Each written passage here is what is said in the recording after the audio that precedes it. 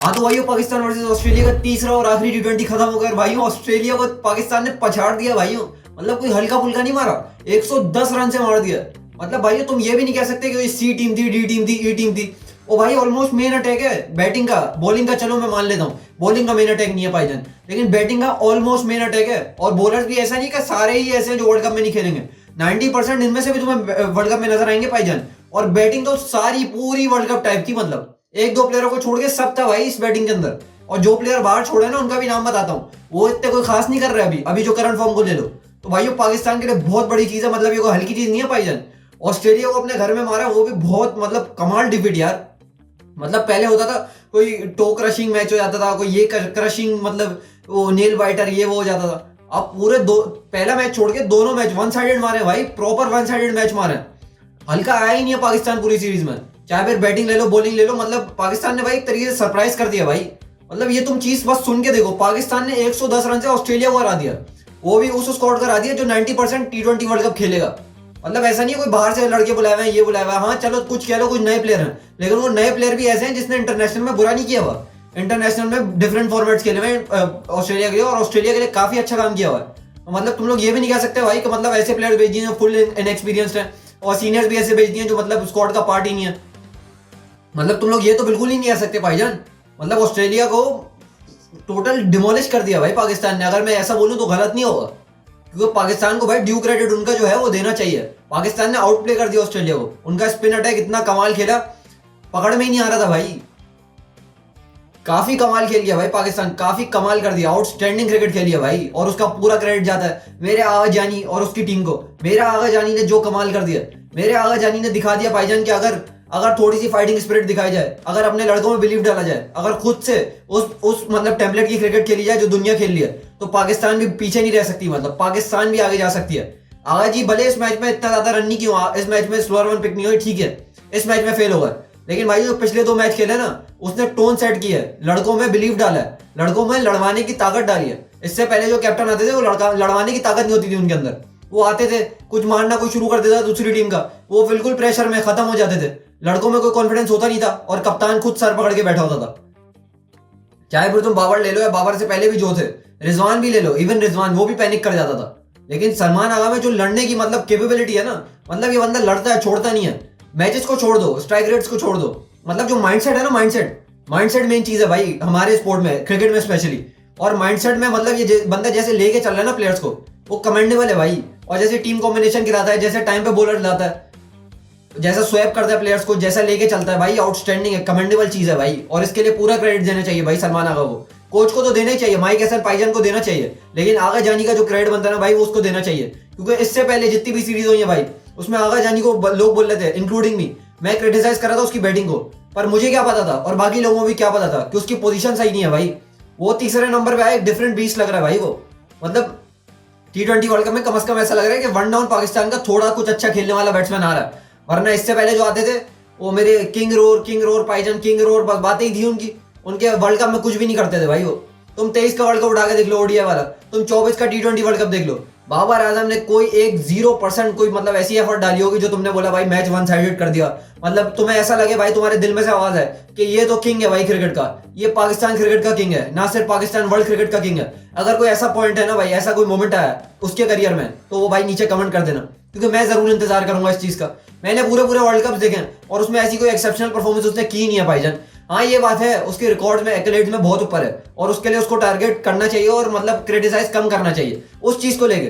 But जहां तक उसकी टीम पोजीशन की बात है और टीम के लिए कैसे खेलना चाहिए, तो भाई उसमें तो काफी ज्यादा क्वेश्चन मार्क्स हैं, अभी भी क्वेश्चन मार्क्स हैं भाई। इवन दो उसने इस मैच में 50 की है, but let me tell you कि इस मैच में शेडी ने भी, मेरी शेडी भाई भी मतलब जज्बाती हो गए थे, उन्होंने भी 19 बॉल में 46 कर दिया। और जब नंबर 1 बैट्समैन बाबर आजम से पूछा जाता है मैच के बाद कि पिच के क्या हालात थे, तो वो पिच को मुश्किल कहता है भाई। एक ऐसी पिच पे जहां पे शदाब जो एक सीजन बैटर भी नहीं है, वो 19 बॉलों पे 46 कर देता है। वहीं पे बाबर आजम 138 के स्ट्राइक रेट के साथ 50 करता है। मैं ये नहीं कहता सिचुएशन के लिए बुरा था, ठीक है उसने चला के खेला, बट वो जिस चीज को मतलब जिस तरीके से लेके चलता है, बैटिंग को जिस तरीके से लेके चलता है, जिस नंबर पे वो आ रहा है उस नंबर पे जो रिक्वायर्ड है, वो बहुत लैग करता है भाई। वो चीज इस मैच में भी लैग करता है। मतलब नाफे को तुमने देखा होगा, उसने 22 रन किया, क्विक फायर किया, और उससे इंपैक्ट आया। और बाबर जहां पे खेल रहा था, मैं अभी तुम्हें स्कोर कार्ड देख के बताऊंगा, प्रॉपर मैं बताऊंगा कि अगर शदाब नहीं आया होता तो पाकिस्तान का स्कोर क्या हो सकता था। और मोस्ट प्रोबेबली 160 170 से ज्यादा नहीं होता भाईजान, क्योंकि शादाब ने मतलब कोई आउटस्टैंडिंग हिटिंग कर दी भाई। क्योंकि शादाब जैसे छक्के मार रहा था ना भाई, वो कमाल छक्के मार रहा था, बॉल स्ट्राइकिंग उसने काफी कमाल किया इस मैच में, उसके लिए फुल क्रेडिट देना पड़ेगा उसको। तो बाबर को तुम भाई इसका क्रेडिट दे ही नहीं सकते, क्योंकि बाबर ने तो तुम आखिरी ओवर भी देख लो, फहीम ने खेला, फहीम ने अच्छा खासा खेला, नवाज भी चौका मारा, आउट हो गया, चलो ठीक है, वो मतलब कम टाइम के लिए आया, कम टाइम में चलेगा। उसने जो बॉल खेली उस पर भी सिंगल ही लिया भाईजान। एक ऐसा बैट्समैन जो आखिर में कन्वर्ट ही नहीं कर पाता, मतलब वो मैच मेकर कैसे होगा? एक प्रॉपर मैच मेकर वो कैसे बनेगा भाई, जब उसको फिनिशिंग एबिलिटी उसकी सही से नहीं है। मतलब इसकी जगह साइम खेल रहा था, तुम्हें क्या लगता है साइम हिटिंग नहीं करता? साइम हिटिंग के लिए जाता नहीं। बाबर प्रॉपर ऐसा लग रहा होता है भाई जब वो 42 43 पे पहुंचता है कि वो अपनी 50 को देखने लग गया, उसके सिंगल डबल शुरू हो जाते हैं, वो ग्राउंडेड शॉट्स मारने के लिए जाता है। मतलब एक बंदा हिटिंग कर रहा होता है वो नजर आता है। साइम जब आउट हुआ है, साइम आउट हुआ, स्वीप पे उसने उड़ा के मारा है, कोशिश की है ना, कम से कम इंटेंट दिखाई, कोशिश तो नजर आई भाई, और उसने भी काफी अच्छी इनिंग खेली है। वो 150 के स्ट्राइक रेट के साथ करके गया। लेकिन बाबर आजम, वहीं पे जब बाबर आजम की बात आती है तो वो मतलब इंटेंशनली ग्राउंडेड शॉट्स खेलना शुरू हो जाता है। उस ग्राउंडेड शॉट्स के चलते पाकिस्तान का मतलब स्ट्राइक रेट कम हो जाता है भाई। मतलब वो जो आखिरी 5 ओवर में लोग अब तुम्हें स्टैट्स बताएंगे, रिकॉर्ड्स बताएंगे, एक्लेट्स बताएंगे, भाई 5 ओवर में आखिर में पाकिस्तान ने इतने रन किए, वो सिर्फ शेडी की वजह से हुआ भाई। टू बी ऑनेस्ट, मैं बाबर को कोई हेट नहीं कर रहा, मैं यहाँ पे फैक्ट्स बता रहा हूँ। बाबर आजम, मैं इतना हार्श वर्ड यूज करना नहीं चाह रहा, स्कैम करता है भाई आखिर के 5-6 ओवर में पाकिस्तान के लिए, कुछ भी नहीं कर पाता। बाबर आजम एक लेजिटिमेट बहुत स्लो बैट्समैन है भाई, उसने इस मैच में जो भी कर लिया, वो प्रोडक्ट ऐसा है ही नहीं कि मतलब वो T20 क्रिकेट में तेज खेल ले, चेंज ऑफ गियर कर ले। वो अक्सर तुम्हें पॉडकास्टों में कहते हुए नजर आया होगा कि मुझे लगता है प्लेयर्स में दूसरा गियर ही नहीं है, मतलब उनको सिर्फ मारना आता है। तो बाबर के पास पहला गियर कब है भाई? बाबर के पास भी दूसरा गियर है, उसको सिर्फ चलाना आता है, मारना आता कब है उसको? आज भी खेला है, चलो ठीक नॉक है, मैं ये नहीं कह रहा बुरी नॉक है, लेकिन उसमें भी बहुत बुरी बॉल हुई जैम्पा से, तो उसने छक्का मारा था, वरना छक्के के लिए वो जाता ही नहीं है भाईजान। उसके विकेट की वैल्यू, वो डरता इतना है कि विकेट देना नहीं चाहता, उसके चक्कर में विकेट जाती भी नहीं है और रन भी नहीं होते। या तो तुम इम्पैक्ट डालो या टीम की जान छोड़ दो, और बाबर भाई दोनों ही नहीं कर पा रहे भाईजान। तो ये सबसे बड़ा मसला है बाबर आजम का। ये बात नहीं है कि मैं हेट करता हूँ या कोई और हेट करता है, जो भी तनकीद कर रहा है ना वो सही कर रहा है, क्योंकि जब बाबर आजम को तीसरे पे खिलाया गया तो वो ऐसा नहीं खेल पा रहा था, पावर प्ले ऐसा यूटिलाइज नहीं कर पाता था, तो उसको फिर भी चौथा नंबर दे दिया कप्तान ने। ये तो कप्तान का कॉन्फिडेंस है भाई, ये तुम्हें चांस दे रहा है, तुम्हारा चांस नहीं बनता, जब तुम्हें चांस दे रहा है तो भाई उसको मतलब तुम्हें उसके लिए थैंकफुल होना चाहिए।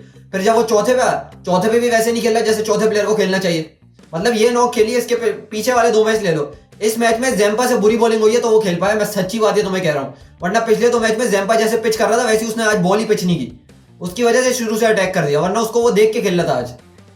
तो जैम्पा से आज वैसी बॉलिंग नहीं हुई है, वरना बाबर ने कोई इतना खास कुछ किया नहीं है भाई। मैं टू बी ऑनेस्ट ये सही बात कह रहा हूँ, और ये तो मैं वर्ल्ड कप में प्रूव भी हो जाएगी। बाबर आजम की जैसी अप्रोच है ना T20 क्रिकेट को लेकर, वो पाकिस्तान के लिए बिल्कुल भी अच्छी नहीं है और बिल्कुल भी अच्छे साइन नहीं है। वो जैसे अप्रोच करता है गेम को वो बिल्कुल भी अच्छा नहीं है पाकिस्तान के लिए। वो टारगेट्स रोक देता है, 200 को मतलब पहुंचने से रोक देता है। वो तो 200 कैसे हो गया? फहीम ने 2 चौके मारे आखिर में, उससे पहले शादाब जो तेज क्विक फायर कर गया, और वो आखिर में यही बोल रहा है पिच स्लो थी, पिच मुश्किल थी खेलने के लिए। ये पिच मुश्किल कैसे हो जाती है जहां पे शादाब तेज खेल रहा था, जहां पे राना फहीम आगे दो चौके मार देता है, मतलब टाइम क्या था उसके पास। नवाज आगे पहली बॉल पे चौका मारता है, दूसरी पे आउट हो जाता है। और मेरा जो कप्तान है सलमान अली आगा जी, उसने भी एक चौका मारा, पहली बॉल पे मारा। साइम भी अच्छा खासा तेज खेल रहा है, लेकिन मुश्किल जो होती है, मुश्किल वो किसको होती है? वो बाबर आजम को होती है। उनको विकेट मुश्किल लगती है और वो स्टे करते हैं, जानी हर दफा वो स्टे करेंगे। उनको पता नहीं जबरदस्ती वो अपने खुद ही एंकर रोल ले लेते हैं भाई। वो मतलब वो कभी भी अटैक नहीं करेंगे, हमेशा एंकर करेंगे। जब शादाब मार रहा है तो उसको सिंगल ले जा रहा है। मतलब अटैक दोनों साइड से करो तो भाई कितना फायदा होगा पाकिस्तान को। शादाब जब मार रहा है तो दूसरी साइड पे जब आपको स्ट्राइक मिल रही है तो आप भी वैसी बॉल स्ट्राइकिंग करो ना भाई। वो कौन से डेल स्टेन थोड़ी छोड़ दिया तुम्हारे ऊपर। तो ये सीन है भाईजान, सारा माजरा ये है। जब तक अपने एक्लेट्स के लिए खेलता रहेगा तब तक पाकिस्तान के लिए T20 20 तो क्या अच्छा बैट्समैन भी नहीं बन पाएगा भाईजान। भाई जहां तक ऑस्ट्रेलियन बैटिंग की बात है भाई, उन्होंने बहुत ज्यादा डिसअपॉइंट किया। मतलब स्पिन ट्रैक पे तो मतलब उनका कोई गेम ही नहीं है, ये नजर आ रहा है भाई। इंडिया ने कुत्ता किया था और अभी पाकिस्तान ने सॉरी टू से इतनी बुरी हालत कर दी है ना भाई। मतलब स्पिन ट्रैक पे उनसे गेम ही नहीं हो रही भाई उनकी वैसी। फिर मेरा 25 करोड़ कैम ग्रीन ले लो, मिच मार्श ले लो, मतलब उनसे बिल्कुल ही गेम नहीं हो रही यार। ट्रेविस टुल्ले को आज ड्रॉप कर दिया, ट्रेविस टुल्ले से भी कुछ नहीं हो रहा था पिछले 2 मैचों में। मतलब ऐसा होना कि कुछ डिफरेंट कर रहे हो। उस स्पिन ट्रैक पे वो बिल्कुल बकरी हुए होता है। स्टोइनिस को आज बॉल ही समझ नहीं आई। वो नवाज ने कमाल बॉल की थी भाई, पढ़ के जो हुई है ना स्पिन, नवाज ने बहुत अच्छे एरिया पे बॉल गिरा रहा था नवाज। आज उसने 4 विकेट भी लिए, काफी अच्छा परफॉर्म किया, उसके बारे में लेटर में बात करते हैं। लेकिन भाइयों जो ऑस्ट्रेलिया की मतलब अप्रोच थी ना भाई, स्पिन ट्रैक को मतलब मार धार के लिए आ रहे थे, थोड़ा सा मतलब मारते, शॉट्स अच्छे मार रहे हैं लेकिन ज्यादा मार नहीं रहा भाई। और वो मतलब बहुत महंगे बिके हुए हैं डिफरेंट लीग्स में ऑल अक्रॉस द वर्ल्ड, और उनको हाईली रेट किया जाता है। तो मेरे हिसाब से भाई वो पेस सीम स्विंग के पिच पे चल पाएंगे। जब उनकी स्पिन भी बारी आ रही है तो ऑस्ट्रेलिया बिल्कुल भी मतलब थ्रेटनिंग नहीं लग रही। हाँ मुझे पता है वर्ल्ड कप में वो डिफरेंट टीम लगती है और डिफरेंट ही क्रिकेट खेलते हैं वो लोग, बिल्कुल brand of cricket he different खेलते हैं। लेकिन जहाँ तक भाई अभी करंट परफॉर्म की बात है, उसमें तो बिल्कुल ही बकरी हुए थे भाई वो। उनको मतलब अच्छे स्पिनर्स कुछ नहीं कर पा रहे, तो मतलब और भी अच्छे हैं दुनिया में, तो अभी अफगानिस्तान की टीम है, उनके भी काफी अच्छे अच्छे स्पिनर्स हैं, तो स्पिनर्स तो फिर इनको पकड़ लेंगे भाईजान। फिर इन्होंने करना क्या। जहां तक भाई वो मैच की बात है, तो भाई पाकिस्तान ने सबसे पहले तो टॉस जीता, और भाई वही जो दिलेरी माइंडसेट की बात कर रहा था वही हुआ भाईजान। आगा जानी ने बैटिंग ले ली, मेरे आगा जानी ने, जो मुझे दिली सुकून देती है भाई चीज। सुबह सुबह आप उठो मतलब दोपहर के टाइम पे, और उसके बाद पाकिस्तान की बैटिंग आ जाए तो देखने का मजा आता है भाईजान। बॉलिंग वैसे अच्छी चीज है, लेकिन बैटिंग का अपना मजा है भाई। अब बैटिंग जो नशा करवाती है ना, मतलब अगर अच्छी हो तो मजा ही लगाता है। और भाईजान वही हुआ, पाकिस्तान ने बैटिंग ली और 207 रन कर दिए भाई अपने 20 ओवर के कोटा में, 6 विकेट के लॉस पे। फखर जमान को प्रमोट कर दिया गया भाईजान। फखर जमान ड्रॉप हुए, अभी वापस उनको चांस मिला, उन्होंने एक और चांस को बत्ती कर दिया। पता नहीं कौन से ये मैच विनर बने रहते हैं भाई, हर किसी के मतलब ध्यान में मैच विनर है, लेकिन ये हिटिंग वैसी करते नहीं है, और वैसे मैच विनर पता नहीं क्यों बोले जाता है इनको, है भी नहीं। फरहान को ड्रॉप कर दिया, मेरे हिसाब से बहुत ही गलत चीज थी। फरहान की अगर पुरानी पास परफॉर्मेंस देखो तो काफी अच्छा करा है भाई उसने। फरहान को मेरे हिसाब से नहीं ड्रॉप करना चाहिए था भाईजान, लेकिन आगा जानी ने मतलब फखर को एक और चांस दे दिया, और फखर ने 10 रन किए भाई, 7 बॉलों पे 2 चौके, 142 का स्ट्राइक रेट। लेकिन इससे ज्यादा एक्सपेक्ट करते हैं भाई फखर से ऑब्वियसली, तो उतना कर नहीं पाया वो। फिर साइम अयूब ने भाई, स्टार बॉय ने एक और अच्छी इनिंग खेल दी, 56 रन बनाए 37 बॉलों पे, 6 चौके 2 छक्के, 151 का अच्छा स्ट्राइक रेट भाई। फिर आगा जानी आपको पता ही है एक रेयर फेलियर आ गया भाईजान, वरना आगा जानी ने पूरी सीरीज में दिखाया कि वन डाउन पे भाई बहुत अच्छी बैटिंग करता हूँ। 5 रन बनाए भाई 3 बॉलों पे, 1 चौका, 166 का स्ट्राइक रेट, अच्छा खेला भाई। फिर मेरे किंग रोर हैं, अब 50 तो मार दिए, लेकिन भाई पाकिस्तान को 50 नहीं चाहिए, पाकिस्तान को स्कोर बोर्ड पे 200 चाहिए। ये सीन है भाईजान। मैं मिडिल ओवर्स में जो बात कर रहा हूँ ना, वो मैं कब से कर रहा हूँ, मैं ये नहीं है कि पर्सनल हो गया, ये इस भाई मैं सीरियस बात कर रहा हूँ। मिडिल ओवर जो है ना, सबसे ज्यादा इंपॉर्टेंट फेज होता है किसी भी गेम का। तुमने इंडिया वर्सेस न्यूजीलैंड का आखिरी T20 देखो, उसमें 7 ओवर में इंडिया के शायद 56-57 रन थे। उसके बाद वो जहां ले गए उन्होंने कहां फिनिश किया, 20 ओवर में 271 का टारगेट दिया था। मतलब अंदाजा लगा रहे हो क्या बॉल स्ट्राइकिंग की है मिडिल ओवर्स में उन्होंने। तो भाई मिडिल ओवर्स में जो टीम डोमिनेट करती है मैच, उनकी तरफ ही जाता है, और यही सीन है भाईजान। बाबर आजम को इससे तेज खेलना पड़ेगा अगर वो टीम में रहना चाहिए, वरना मेरे हिसाब से नाफे भी ऊपर खेल सकता है। और उस्मान जानी अच्छा ही कर रहा है, बेहतर किया पिछले मैच में, तो उसको भी फॉर्म लगी, तो उसको भी ड्रॉप कर दिया आज आगा जानी ने। मेरे हिसाब से वो मतलब राउंड करना चाह रहे होंगे प्लेयर्स को, सबको मैच प्रैक्टिस देना चाह रहे होंगे, तो वो अच्छी चीज है। लेकिन अगर वर्ल्ड कप के लिहाज से सोचो तो उस्मान आ सकता है और नाफे भी खेल सकता है भाई बाबर की जगह पे। बाबर को ड्रॉप किया नहीं जाएगा अब, ये तो मुझे पता है, लेकिन अब भाई खिला लो, अब मैं क्या PR पे खिला लो तो खिला लो, वरना अगर परफॉर्मेंस की बात करो तो भाई नाफे बेहतर कर जाएगा। आज भी 175 रन स्ट्राइक रेट से खेल के गया, मतलब जितने भी रन किए हो 175 का स्ट्राइक रेट कम तो नहीं है भाईजान। अगर नंबर 4 पे आएगा तो और इफेक्टिव होगा, बॉल ज्यादा होंगी उसके पास, ऊपर से कभी कभार हो सकता है पावर प्ले में भी चांस मिल जाए, तो ये सीन है ना भाईजान। बाबर आजम ने 50 किया भाई 36 बॉलों पे, 3 चौके 1 छक्के, 138 का स्ट्राइक रेट, 138 का स्ट्राइक रेट भाईजान, यही है। अब लोग बोलेंगे चला के खेलना बाबर का काम है, भाई बाबर का काम क्यों होता है हमेशा हाई रिस्क क्रिकेट दूसरे क्यों खेलें बाबर के चक्कर में, ये मुझे बताओ भाई। मतलब बाबर जानी जब भी खेलेंगे तो मुश्किल हो जाएगी उनके लिए, विकेट ये हो जाएगा वो हो जाएगा, बाकी सारे मार मार के रन आराम से कुछ बात भी नहीं करते चले जाते हैं। ये सीन है ना भाईजान, जब प्रीमियम बने हो तो प्रीमियम वाली हरकतें भी करो। सही है 50, सही है, अच्छा है, क्या 138 का स्ट्राइक रेट है, क्या बोल सकते हैं भाई। खैर नाफे भाई ने 21 रन किए भाई 12 बॉलों पे, 1 चौका 2 छक्के, बहुत अच्छा खेला भाई जितना खेला, लेकिन छोटे कैमियोस को बड़ी इनिंग में कन्वर्ट करना पड़ेगा, वरना क्योंकि जिनका कंपैरिजन उसके साथ हो रहा है ना भाई, वो बहुत बड़े बड़े बने हुए ना, तो अगर ये बड़ी इनिंग खेल देगा तो फिर इसका इम्पैक्ट ज्यादा पड़ेगा, टीम पे प्रेशर पड़ेगा, टीम मैनेजमेंट पे प्रेशर पड़ेगा, और उसके बाद फिर इसको इसका नंबर मिलेगा जो नंबर 4 इसका होना चाहिए। तो ये सीन है भाईजान, इनिंग बड़ी खेलनी पड़ेगी। फिर मेरे शेडी भाई ने तो आउटस्टैंडिंग काम कर दिया भाई, काम फुल चिक के रखा हुआ था आज, 46 रन बनाए सिर्फ 19 बॉलों में, 2 चौके 5 छक्के, 242 का आउटस्टैंडिंग स्ट्राइक रेट भाइयों। और नवाज जानी ने भी मतलब 5 रन बनाए 4 बॉलों पे, 1 चौका मारा, 125 का, ज्यादा टाइम मिला नहीं भाई, वो सेकंड लास्ट ओवर में आया था, 125 का स्ट्राइक रेट। राना फाहिम ने भाइयों अपना काम कर दिया, जैसा करना चाहिए था वैसे ही किया, 10 रन बनाए भाइयों 4 बॉलों पे, 2 चौके 250 का स्ट्राइक रेट। तो भाई ऑस्ट्रेलिया की बॉलिंग की बात है तो भाई इतना कुछ खास नहीं किया, ठीक ठाक ही किया भाइयों। कोनिमन भाई ने मेरे 4 ओवर में 27 रन दिए, 1 विकेट लिया, 6.75 की अच्छी इकोनॉमी। फिर मैट शॉट भाई ने 3 ओवर में 31 रन दे दिए भाई, 1 विकेट, जाहिर है वो सीजन बॉलर तो नहीं है, 10 की इकोनॉमी के साथ। कनोली भाई ने 4 ओवर में 47 रन दे दिए भाइयों, 1 विकेट के लॉस पे, 11 की इकोनॉमी के साथ। मेरे डोर्शियस भाई ने 4 ओवर में 39 दिए हैं भाई, 2 विकेट के लॉस पे, 9.75 के इकोनॉमी के साथ। और मेरा जैम्पा भाई की आज बॉल ही नहीं कर रही थी, तो उनसे पूरा स्पेल नहीं कराया क्योंकि बॉल अच्छी नहीं कर रहा था आज, टू बी ऑनेस्ट। आज पता नहीं उसकी जगह पे गिरी नहीं रही थी, वरना पिछले 2 मैचेस में काफी ज्यादा एक्सेप्शनल था जैम्पा। 2 ओवर में 20 रन दिए भाई, 10 की इकोनॉमी के साथ। और मेरे कैम ग्रीन, मेरा 25 करोड़ ने 3 ओवर में 43 रन दिए भाई, 1 विकेट के लॉस पे, 14.33 के गंदे इकोनॉमी के साथ भाई।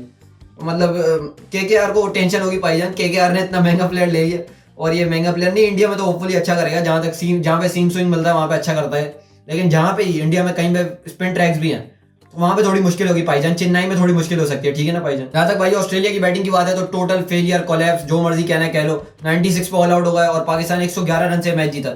मिच मार्श ने भाई वही 1 रन किया भाई 3 बॉलों में, मेरे शीनू आफरीदी ने पकड़ लिया था मिच मार्श को, 1 रन बनाया सिर्फ 3 बॉलों पे। जहां तक मैट शॉट की बात है भाई, मैट शॉट ने प्रमोट किया गया था, जाहिर है ट्रेविस टुल्ला आज खेला नहीं, पता नहीं ड्रॉप कर दिया भाई उसको।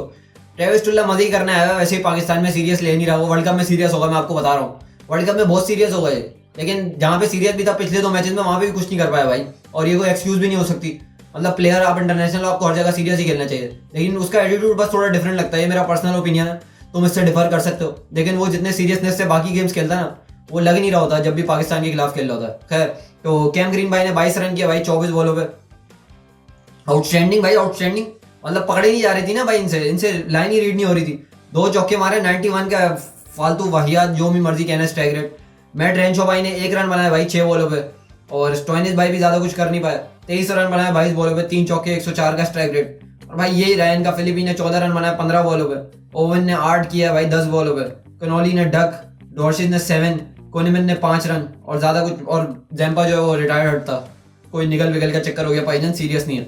जहां तक पाकिस्तान की बॉलिंग की बात है तो शीनू आफरीदी ने आज आग लगाई हुई थी पाईजान, Shaheen Afridi back in form, back in rhythm हो गया, 3 ओवर में 16 रन दिए, 2 विकेट लिए भाई 5.33 की कमाल इकोनॉमी के साथ। नवाज जानी ने भी फुल काम चिक के रखा हुआ था भाईजान, नवाज जानी प्लेयर ऑफ द मैच भी हुआ अपनी बॉलिंग की वजह से, 4 ओवर में 18 रन दिए, 5 विकेट लिए, 4.50 की कमाल इकोनॉमी के साथ। जहां तक मेरे इब्रार की बात है तो इब्रार जानी ने भाई 3 ओवर में 18 रन दिए भाई सिर्फ, और 1 विकेट भी लिए, 6 की जबरदस्त इकोनॉमी के साथ। जहां तक मेरे ब्यूटीफुल नसीम की बात है, मेरे ब्यूटीफुल प्यारे नसीम ने 2.5 ओवर में 17 रन दिए, 1 विकेट के नुकसान पे, 6 की इकोनॉमी, इसकी भी अच्छी इकोनॉमी है भाई। इवन पाकिस्तान में सबकी अच्छी इकोनॉमी रही है भाईजान, क्योंकि ऑब्वियसली उनको 96 पे ऑल आउट कर दिया, मतलब तो ढेर ही होगा, टोटल कोलैप्स हो गया।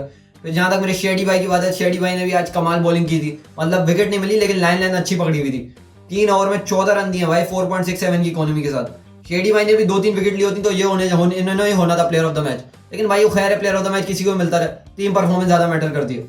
फिर मेरे राणा फहीम को पता नहीं क्या एज अ बैट्समैन खिला रहे हैं, एज अ बॉलर खिला रहे हैं, इस बेचारे का रोल ही स्पेसिफाइड नहीं है, ये बैटिंग में इतना लेट आता है, बॉलिंग इसको मिलती नहीं है, तो एज अ बैट्समैन खिलाना है तो एक प्रॉपर बैट्समैन को ही खिला लो भाई, जब इसकी जरूरत ही नहीं पड़ी बॉलिंग में। ये 1 ओवर तो मेरा आगा जी भी करा लेते या साइम भी करा लेता, साइम को आज यूज नहीं किया तो वो करा सकते थे भाई।